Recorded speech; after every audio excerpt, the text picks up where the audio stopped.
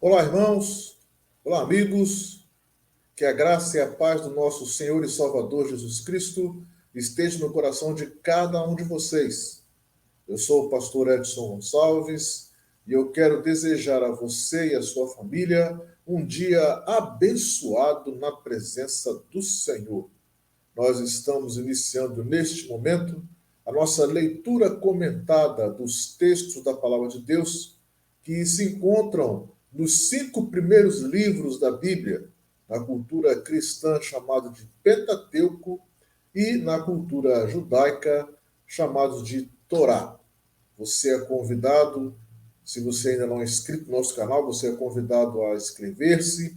Se você já é inscrito no nosso canal, seja bem-vindo mais uma vez. Deixe o seu like, o seu joinha, o seu gostei e principalmente compartilhe este vídeo com todas as pessoas que você conhece, para que a palavra de Deus continue sendo ministrada aqui neste canal da forma como Deus assim nos permitir.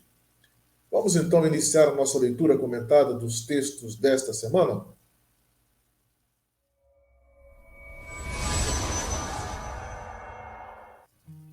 Nesta semana estaremos estudando a porção de número 42, que tem como título Matot, que significa em hebraico tribos. E vai do capítulo 30, versículo 2, até o capítulo 32, versículo 42 do livro de Números.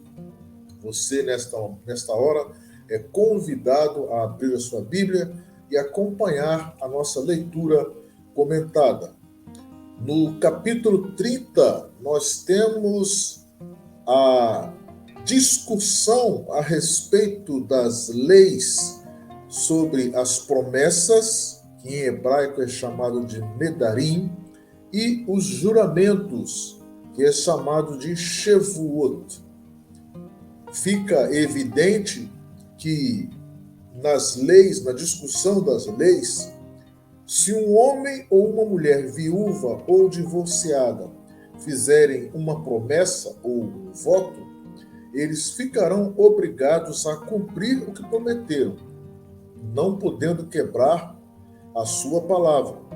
Porém, se uma moça solteira vier a fazer uma promessa e o seu pai a proibir, ou se for uma mulher casada e o seu marido a proibir, então elas ficarão dispensadas de cumprir a promessa devido à proibição feita por eles. No capítulo 31, nós temos a descrição da batalha que o povo judeu teve e a vitória sobre Midian. Todos os reis foram mortos, inclusive Balaão e todos os homens daquele povo. A nota de reprovação foi que os israelitas deixaram vivas as mulheres que haviam feito que eles viessem a pecar. Ali no episódio de Baal Peor, como nós vimos em lições passadas. Moisés e o sacerdote Eleazar os orientaram, então, a matar todas as mulheres não virgens e os meninos. As mulheres virgens e as meninas deveriam ser poupadas. Em seguida, nós temos a narrativa detalhada da distribuição dos despojos de guerra. E é interessante a gente observar que, dentre esses despojos, havia a exigência de ser dado um tributo ao Senhor. E depois feita a distribuição, primeiramente para os soldados, e depois a porção a ser dividida dos despojos por toda a comunidade. No capítulo de número 32, nós vemos as tribos de Ruben e Gade que adiantaram-se para requerer a sua herança na terra prometida. E eles estavam exigindo que esta herança fosse dada a leste do Rio Jordão, ou seja, antes deles atravessarem o Rio de Jordão, pois eles consideraram que esta parte do terreno daquela terra era mais propícia para que eles pudessem cuidar dos seus rebanhos.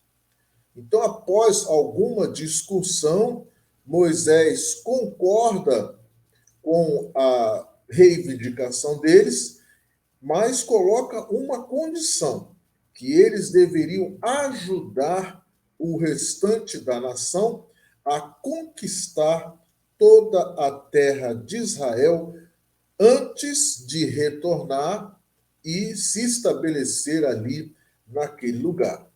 Então, assim foi concordado, e eles receberam a sua herança após a conquista da terra pelo povo de Deus.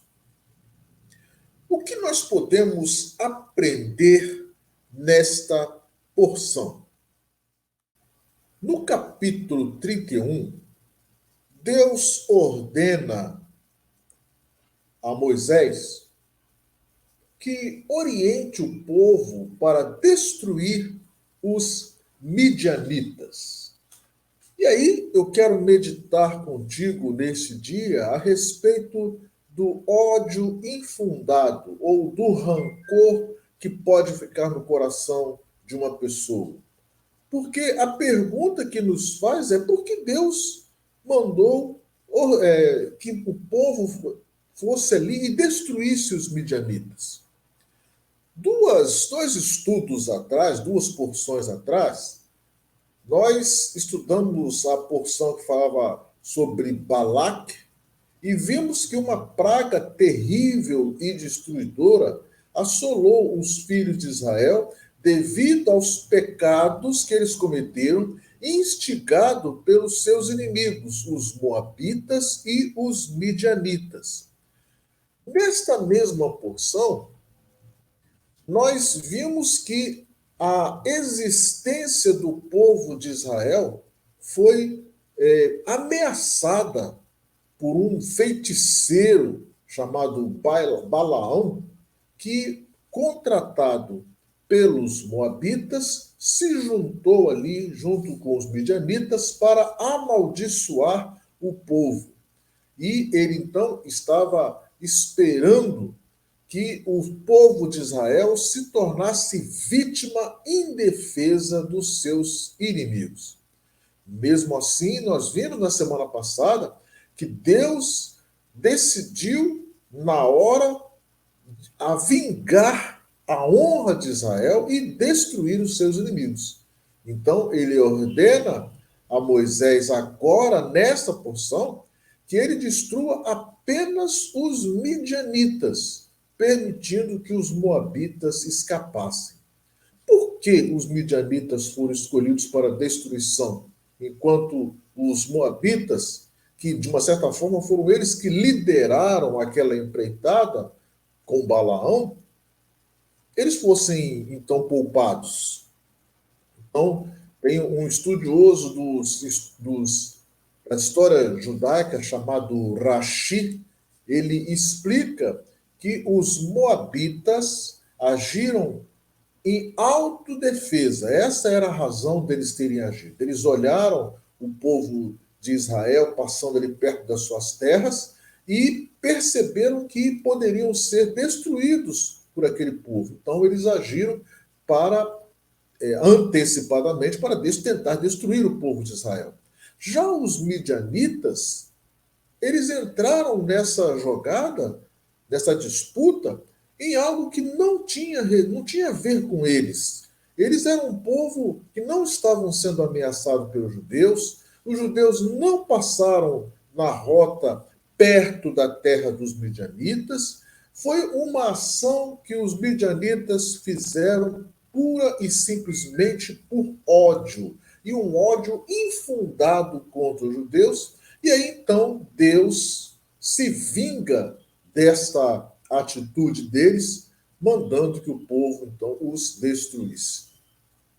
Rashi continua explicando que este ódio, esse rancor que os midianitas desenvolveram por Israel não tinha a ver com o povo de Moabe. Era um envolvimento de um povo que não tinha nada a ver, de uma forma perigosa, e se nós ajustarmos isso para o espiritual, eles estavam desafiando o Deus verdadeiro. Porque mesmo que Moabe e Israel estivessem entrado num acordo, os midianitas iam ficar sem sentido ali naquela situação, porque eles estavam entrando numa disputa que não tinha a ver com eles diretamente.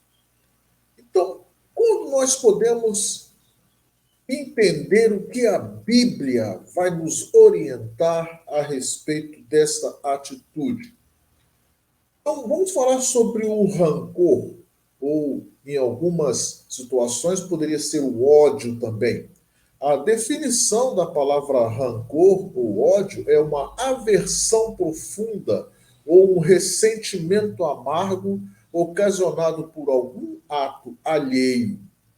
Então, a amargura, recordação tenaz e hostil de tais atos ou de acontecimentos análogos.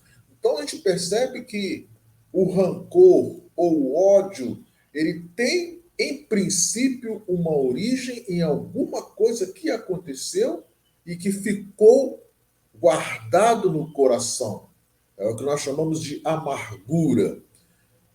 E a palavra de Deus, ela nos adverte para os perigos do rancor. Vamos ver alguns textos na palavra de Deus. Provérbios, capítulo 18, versículo 19, diz assim: o irmão ofendido é mais difícil de conquistar do que uma cidade fortificada, e as contendas são como os ferrolhos de um castelo. Quando nos permitimos guardar rancor das pessoas, criamos muros que são difíceis de derrubar e que nos isolam dos outros. Atos 8, 22, versículo 23 diz assim: que o rancor é um pecado do qual se deve arrepender. Diz o texto: arrepende-te dessa tua iniquidade e ora a Deus. Talvez te seja perdoado o pensamento do teu coração, pois vejo que estás em fel de amargura e em laço de iniquidade.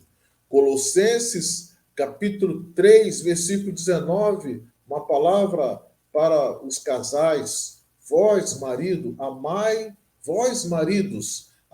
as vossas mulheres, e não as trateis com amargura nem aspereza. Tiago, no capítulo 3, versículo 14, vai falar assim: mas se tendes em vosso coração amarga inveja e sentimento faccioso, não vos glorieis, nem mintais contra a verdade.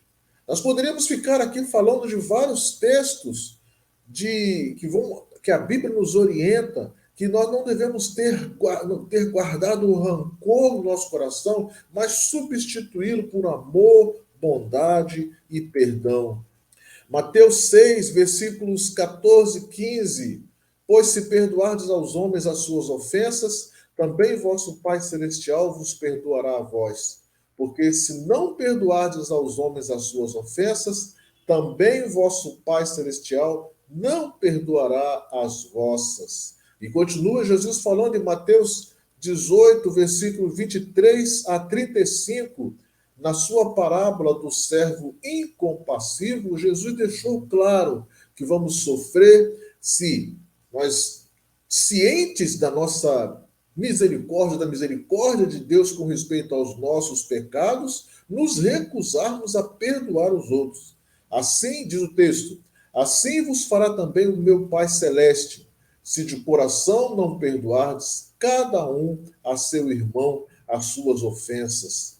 Paulo, no capítulo 2 de Romanos, versículos de 1 a 6, vai falar a respeito do farisaísmo e o espírito crítico que nos fazem julgar outros por causar rancor e nos fazer sentir que este sentimento é injustificado e acaba por trazer sobre nós os castigos de Deus. Em Efésios 4, 31 e 32, toda amargura, ira e cólera e gritaria e blasfêmia e toda malícia sejam tirados de entre vós. Antes, sede uns para com os outros benignos, compassivos, perdoando-vos uns aos outros, como Deus vos perdoou em Cristo. Nós não devemos dar lugar ao rancor no nosso coração, porque mais cedo ou mais tarde eles vão sair da nossa boca em forma de resmungo e de queixas. São vários textos que nos orientam a respeito disso.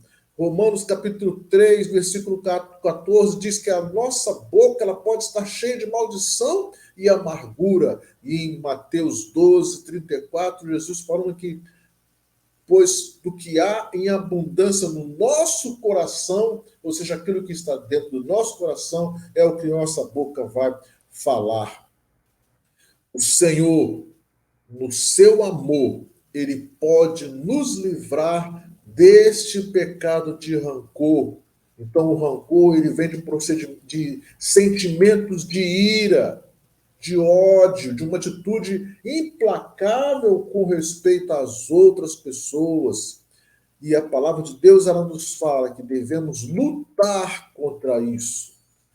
Meus irmãos, é desta maneira que a palavra de Deus nos ensina a colocar dentro de nós um desejo de arrependimento dos nossos pecados cometidos e aprendermos a praticar o amor injustificado ao invés de praticar o ódio injustificado.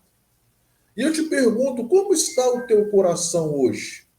Porque tudo que está na Bíblia, tudo que nós lemos, tudo que nós ouvimos de histórias, num primeiro momento, pode parecer que é só uma história de um povo, mas se nós aprofundarmos o estudo e a meditação na palavra, nós veremos que tudo isso tem a ver com o nosso procedimento no dia a dia.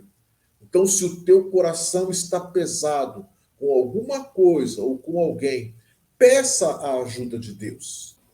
Lá em Mateus, no capítulo 11, versículo 28, Jesus disse: Vinde a mim, todos os que estáis cansados e sobrecarregados, e eu vos aliviarei.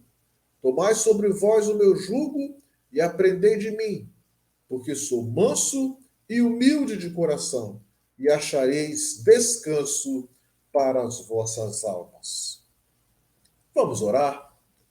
Senhor Deus e Pai, graças te damos pelas nossas vidas, graças te damos pela oportunidade que temos de entender que a tua palavra, ela nos traz verdadeiramente a orientação para que todas as nossas atitudes, elas sejam atitudes louváveis, atitudes de pessoas que querem mostrar e demonstrar o quanto tu tens agido, o quanto tu tens feito nas nossas vidas, quanta diferença faz o estudo e a meditação da tua palavra. E por isso, neste dia, eu quero pedir a ti, Deus, que nos dê a tua orientação, continue dando a orientação necessária para que no nosso dia a dia nós não guardemos rancor, não sejamos como os midianitas que desenvolveram um rancor, um ódio infundado a ponto de planejar e se julgar contra o povo de Israel naquele tempo, naquela história, para tentar destruir aquele povo. Na realidade, o que eles acabaram foi destruindo a si próprios. Hoje nós não temos notícias dos midianitas nesta terra, mas o teu povo continua firme, seja espiritualmente, seja fisicamente.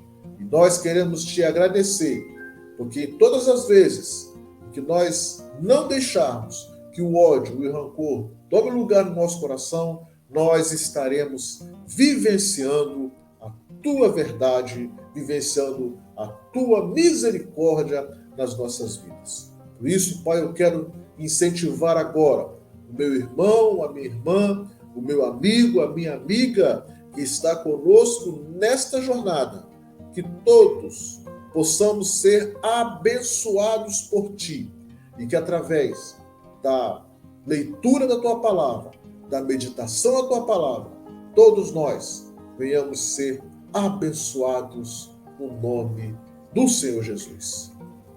Eu quero te agradecer por estar conosco até este momento do vídeo, desejar a você um dia abençoado da presença do Senhor e te convidar para na semana que vem estarmos juntos realizando a leitura do texto que vai do capítulo 33 até o capítulo 36 de Números.